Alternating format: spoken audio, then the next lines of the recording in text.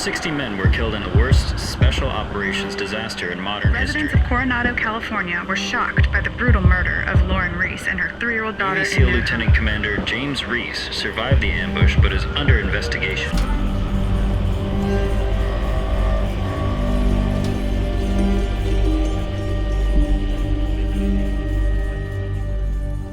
Welcome to the Terminal List Podcast, an Ironclad original series presented by KC Cattle Company. I'm Jack Carr, author and creator of the Terminal List. On today's episode, I'm going to answer some questions from viewers and listeners and respond to a few critics. Let's do this. All right, here we go. Segment 1, listener questions. What has it been like for your wife and kids to see their husband's book become a show? Do they think it's cool or does it not faze them? They are not impressed in the least. I think I was cool for maybe a minute, maybe two, when Chris Pratt makes a video and sends it to my daughter and to my son, and they get to see Chris Pratt saying hi to them, and cool for as long as that video lasts, and then right back to being dad. So completely unimpressed with any of this. Same thing with the Navy SEAL bit for those 20 years. Totally unimpressed, so, which is fantastic. Here we go. Why did you change the Admiral's name from Pilsner in the book to Pillar in the series? Great question.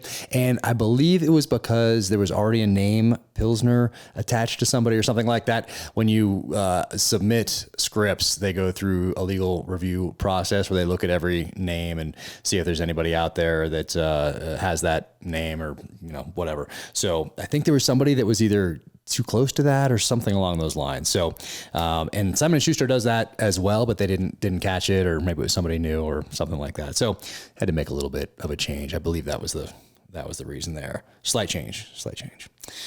Here we go. We can't see your eyes behind your sunglasses in your on-screen debut. Yes, episode 3. Were your eyes closed in your final scene, or were you peeking? Did you get your SAG card for being on camera? Yes, I did get my SAG card for being on camera.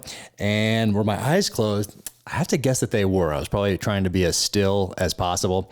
The stunt coordinator talked to me about holding my breath and how the cameras were going to be. And so I had to hold my breath so they wouldn't see the rise and fall of my chest as Chris is leaning across after he kills me and reaching across for that file. So I held my breath, and I'm guessing that my eyes were closed, but I don't really remember. Good question. But it's a cool scene.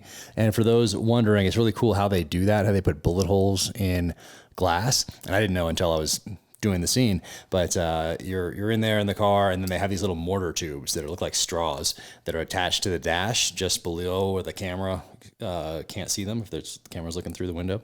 And there's somebody over there with an iPad, and as Chris shoots in through the windshield, or I shoot out through the windshield, he hits a button on the iPad, and it sends my little explosion, boom, sends a little ball bearing into the windshield, and obviously cracks the windshield. So I thought that was pretty cool how they did that. What was your favorite episode of the season and why? That is a very good question. And I don't know. I love different scenes from different episodes, maybe. We just talked about it on this podcast in the last 2 that dropped, about episode 7 having so many great lines in there. I really like Catherine Dyer's line in the beginning of episode 6, where she's talking to James Reese. Let's see. Gosh, I don't know which episode is my favorite. I love the ending. It's so emotional. I don't know.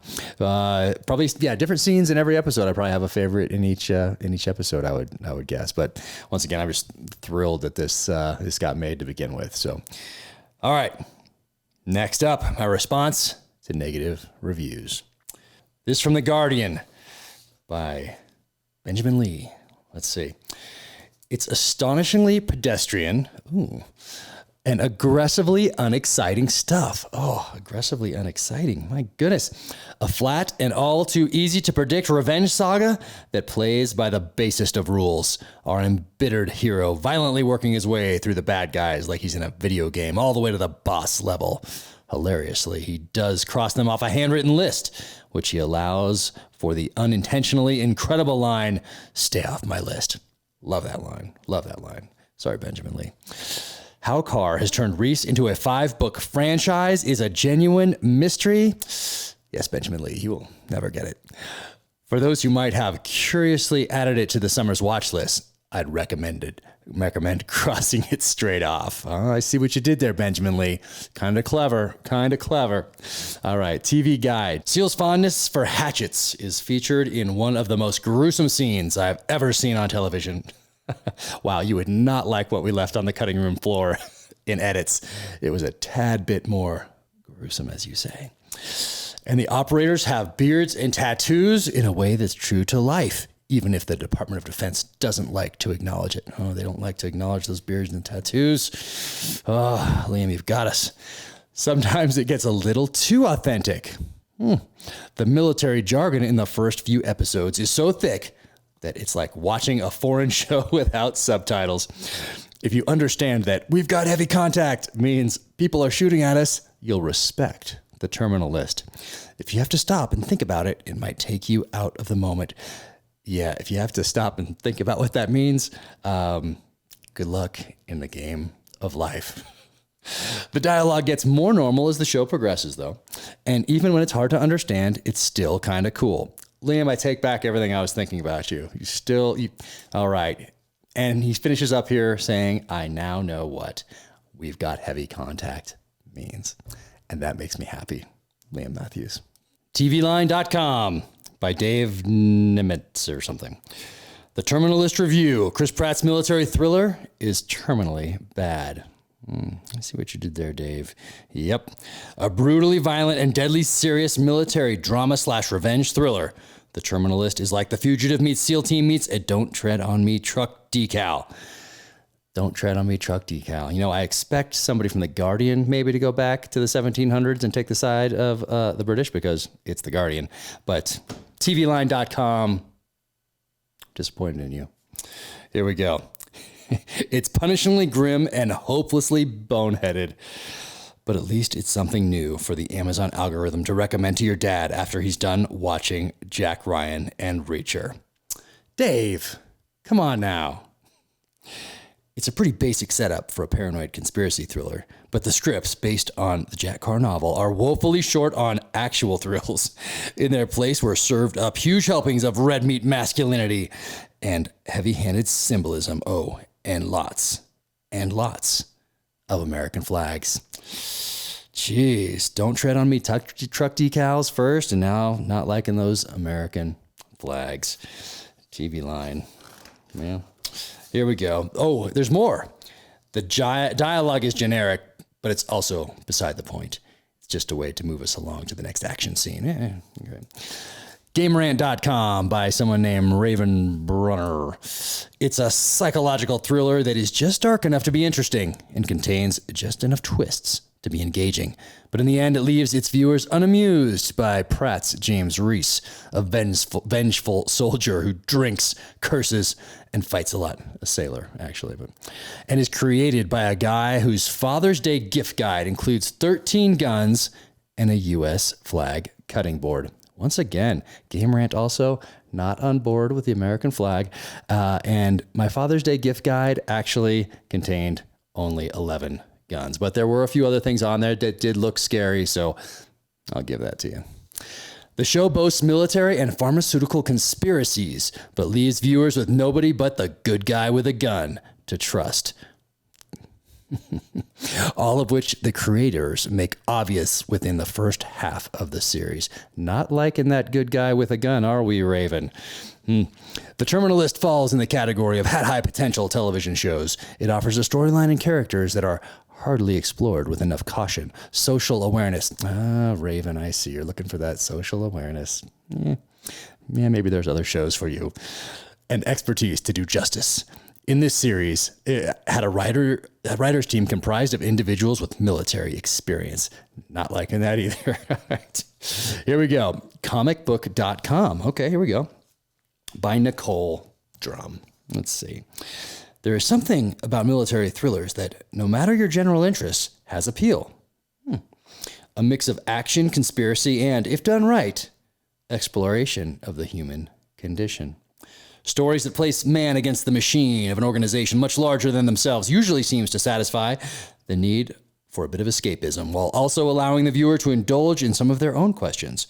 Who hasn't wondered if authority is up to something nefarious from time to time? Prime Video's latest entry in that genre, The Terminal List, an adaptation of the Jack Carr novel of the same name, on the surface seems like something that would not only fit the bill, but be a standout with its story of a Navy SEAL who uncovers a conspiracy that pits his own government against him. Unfortunately, while the opportunity is there, the series doesn't fully deliver and instead fails its mission. Little clever line.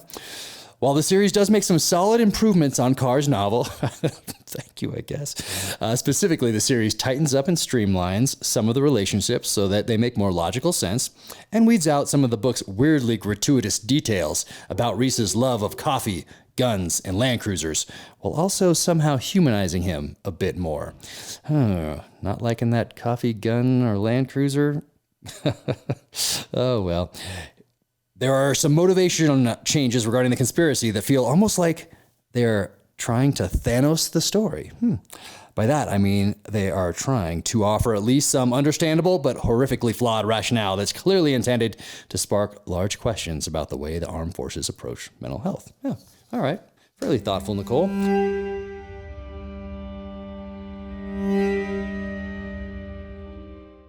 Have you tried Kansas City Cattle Company?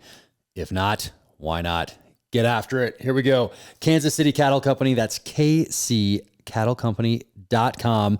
Check them out. Veteran owned and operated. Look at this right here. They have Wagyu beef flat iron steak. This is delicious. One of my favorites. All sorts of steaks. Don't have the fillets out here because I ate them all. Same thing with the tomahawks, which are incredible. And what else do we have? Wagyu beef bavette. I don't know if I'm saying that right, but the bavette, B-A-V-E-T-T-E steak, highly recommended. Absolutely love this cut right here. If you haven't heard of this cut, go to that website, kccattlecompany.com. Check it out. And what is this one here? This is the Wagyu beef Kansas City strip steak, also a favorite. And then the kids love burgers made with this stuff. So this is the Wagyu beef right here. Amazing burgers with this. All sorts of stuff on that side. Here we go. Beef chorizo right here. But go check them out for sure. Veteran owned and operated again. And that is kccattlecompany.com/Jack Carr and use code JackCarr15. That's JackCarr 15. Check them out for sure. Veteran owned and operated. Love these guys. Awesome stuff. In fact, I am going to go fire up the smoker right now and throw something on. Thanks, guys.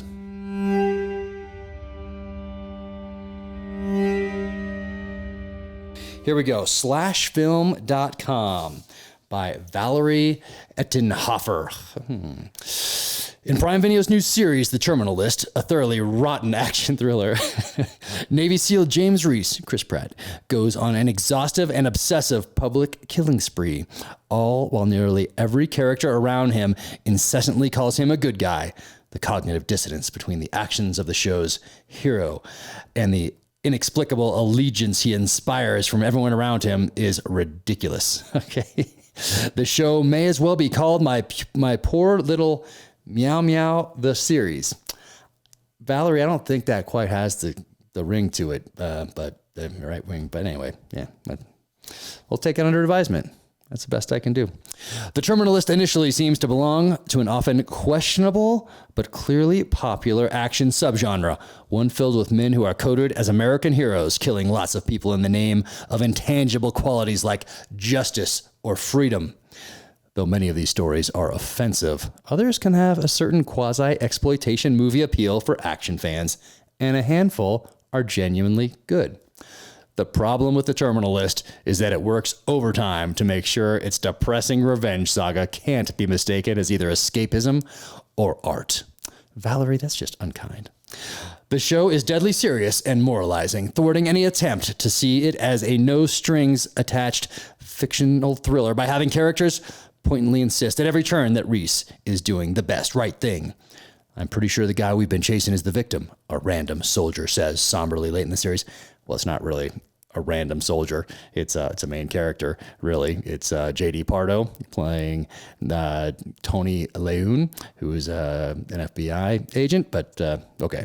That's all right. And it's just one of the many eye-rolling interjections that tells us how we should feel about the man. The overly blatant scripts leave no room for nuance. The show scratches the surface of real issues that impact veterans, only to abandon them repeatedly in favor of its protagonist's ceaseless, single-minded mission, which is kind of the point of the series, but okay. Unlike James Reese, who can't and won't stop drawing red lines through his enemies, you should probably cross the Terminal List off your watch list and be done with it. Valerie. All right, here's another one. ThePlaylist.net by Brian Talerciero. Prime Video has developed a sizable portion of its programming that could be called Dad TV. Without trying to stigmatize or stereotype their viewers in the slightest, the truth is that shows like Bosch, Jack Ryan, and Reacher all appeal to a relatively similar audience. They're all based on hit series of books with male protagonists who generally subscribe to an old-fashioned code while also trying to adapt it to a changing world. It makes perfect sense that a TV adaptation of the novels of Jack Carr would get a big budget from a streaming giant, a former Navy SEAL who writes books about military heroes that have an admittedly conservative worldview. Carr pens page-turners with titles like True Believer and Savage Son. One of the most popular novels from the Naval Special Warfare vet was the 2018 thriller The Terminal List, now an 8-episode series starring Chris Pratt and Constance Wu. Yes.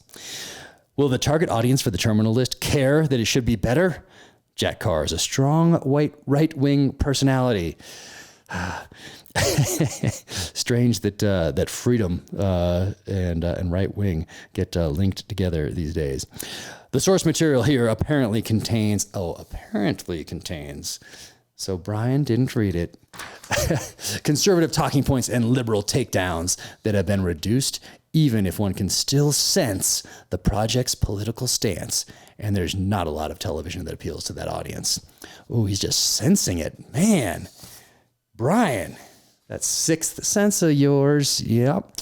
A big budget action series that plays to Fox News viewers feels like a slam dunk for Prime Video, especially with the timing of an Independence Day premiere. And you were right. #1 series on Prime Video. After fireworks, barbecue, and a few beers, it should get the job done with the same brutal simplicity as its protagonists. Too bad that no one will remember it by the end of summer. Man, these last lines are real zingers, you guys. My goodness. Got a couple others here before I finish up here. So these ones are, let's see, how about a mean tweet? Should we do that? A mean tweet here. Yes, here we go. This person says, Jack, just some of the really awful items in your series were the gratuitous violence, your characters using terrorist tactics and tools, a poor plot line, and many other poor choices. Well, using terrorist tactics and tools, that was kind of the plot. So anyway, maybe do a little more research in the future, but oh well, what can you do?